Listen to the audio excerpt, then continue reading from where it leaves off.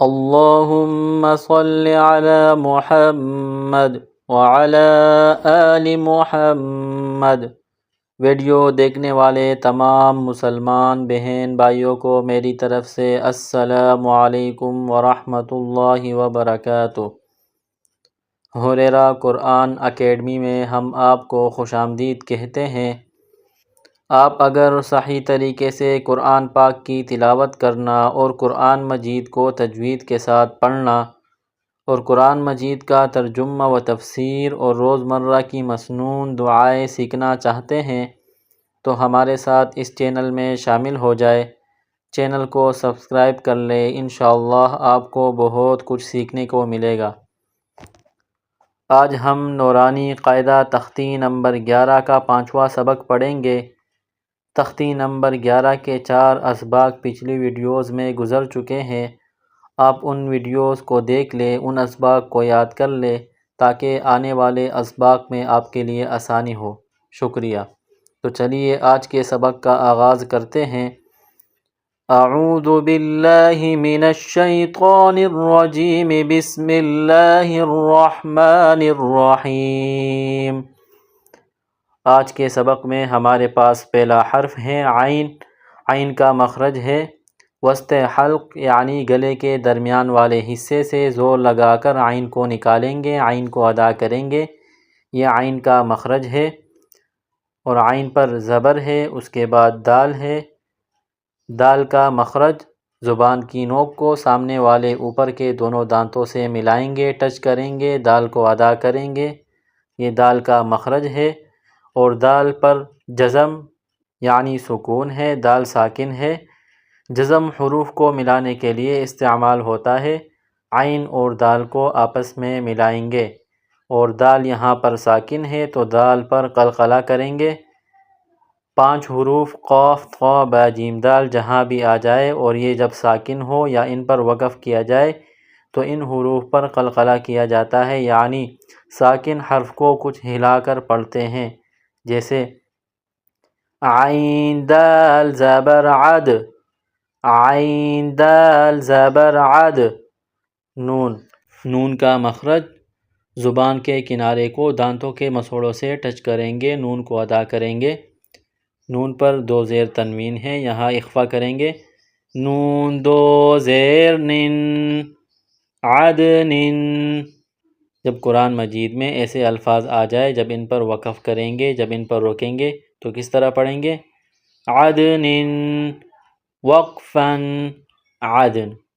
وقف میں آخر والے حرف کو سائلنٹ کرتے ہیں۔ دوبارہ دیکھیے، عین دال زبر عد، نون 2 زیر نن عدن وقفاً عدن۔ اگلا حرف دیکھیے، عین گلے کے درمیان سے زور لگا کر عین کو نکالیں گے۔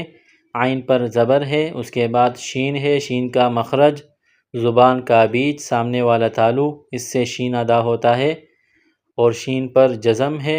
حروف کو ملانے کے لیے جزم کا استعمال کیا جاتا ہے تو عین اور شین کو آپس میں ملائیں گے۔ عین شین زبر عش۔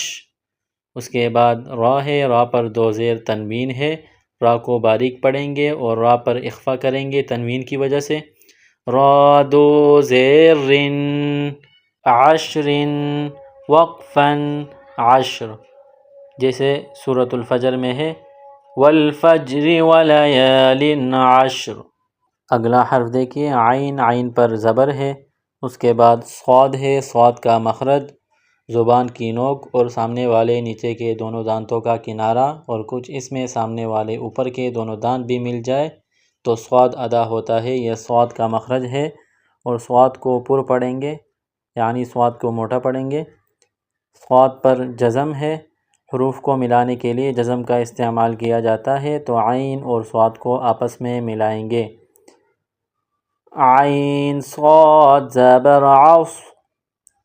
اس کے بعد فا ہے، فا کا مخرج سامنے والے اوپر کے دونوں دانتوں کے کنارے کو نیچے والے ہونٹ سے ٹچ کریں گے، ملائیں گے، فا کو ادا کریں گے۔ یہ فا کا مخرج ہے۔ فا پر 2 زیر تنوین ہے، اخفا کریں گے۔ فا 2 زیر فن عصف، جب قرآن مجید میں ایسے الفاظ آ جائے جب ان پر وقف کریں گے رکیں گے، وقفاً عصف۔